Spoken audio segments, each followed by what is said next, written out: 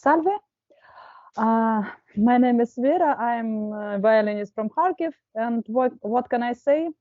It's a very hard situation now in Kharkiv, really. Every day we have bombing, really every day. And the last one was just this morning. Our great park zone was bombed, and it was really terrible. We saw video and photos from there. It's really terrible, and yes, it's really dangerous now to walk in the streets of Kharkiv, unfortunately. We see that Kharkiv has a special resistance against this war. He has got music, he has got culture. Kharkiv, it's not a touristic city. Kharkiv always was a city of economic and culture and education. Kharkiv is the most, maybe second of Ukrainian educational cities. We have many universities, and also we have rich cultural life. We have opera theater, philharmony, University of Art, University of Culture, and many other. We always played and sang music a lot, and it's not strange that we remain to play music now, because we played it all our life, and it's normal for Kharkiv to be a cultural city and to play a lot of music. What is the meaning or the power of the classical music in a tragic situation like your one? I thought about it a lot, and I understood one thing, that why we still play music in such a terrible times, and I got an answer now. It's our humanity. We try to show by this that we are still human, and we still remain our culture despite of all these terrible things around us.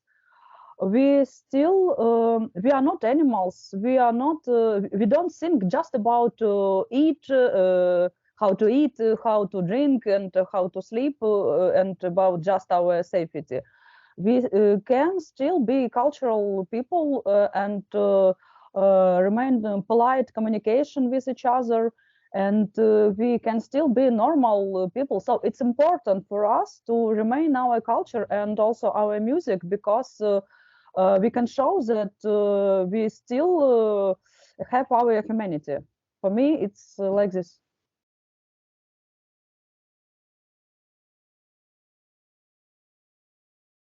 How many school music been shelling in Kharkiv till now?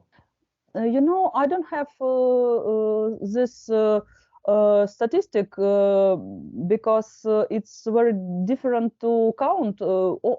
Many buildings were damaged. I don't remember. It's renewed every day. It's very big amount.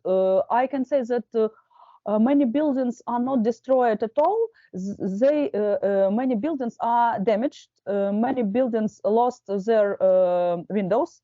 But it's very bad for cultural institutions, because the musical instruments could be damaged, because the weather and humidity and rain, it's very bad for instruments. And now we're trying to save musical instruments. In University of Art were damaged severe bomb drop, not to the building, but not far from, and many windows were broken. Now some of them were renewed, but it's still damaged.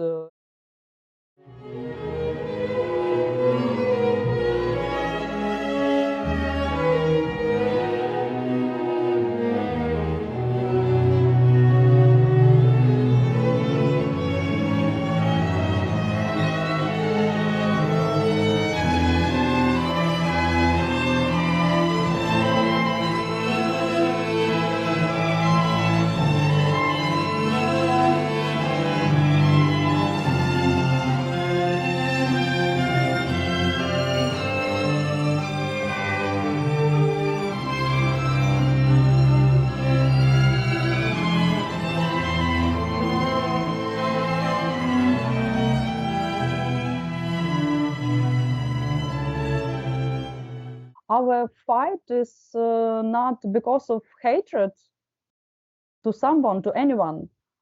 It's just about protection of our lifestyle, our culture, our traditions, and our music as well. Do you mean something about nationalism, Nazism? You know, No, I no. even I even don't know how to pronounce these words Yeah. because I have never faced such a problem.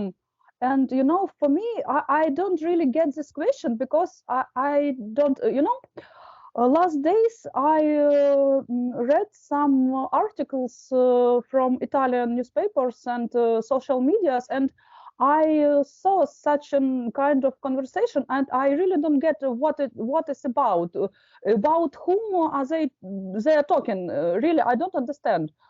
I live in Kharkiv all my life, and I know many people all over Ukraine, and I've never seen any Nazist or nationalist. um, I really don't understand it. You know, I'm not much in politics. I'm not. I don't know many. I don't know much about politics. I've always been far from politics, so it's not this. All questions about politics are not for me, but I don't understand this. You have opened a PayPal account to support people in Kharkiv. For example, people that has seen their homes destroyed, and on the other side, also your former student that escape from Ukraine and maybe are in Poland or in Romania. Many journalists want to talk me now, and I know I don't have opportunity to realize it kind of fame because I'm sitting here and I can see just something around me, and I know I don't know what people talk about, but yes, really. People call me, text me, and sign up to my social media, and I decided that I just must to use this strange fame for something useful, for something good, to help at most someone. And I decided that I can try to collect money. It's not a big amount of money. You can see it in my GoFundMe. It's just several $1,000s, but I with this money I can try to help people who don't want to ask money. You know, many people don't want and they would never ask for money. It's just because they tell me they still have arms and legs, and they are not ill, they can still work, and they don't want to be they don't want a pity, and they are not complaining, you know.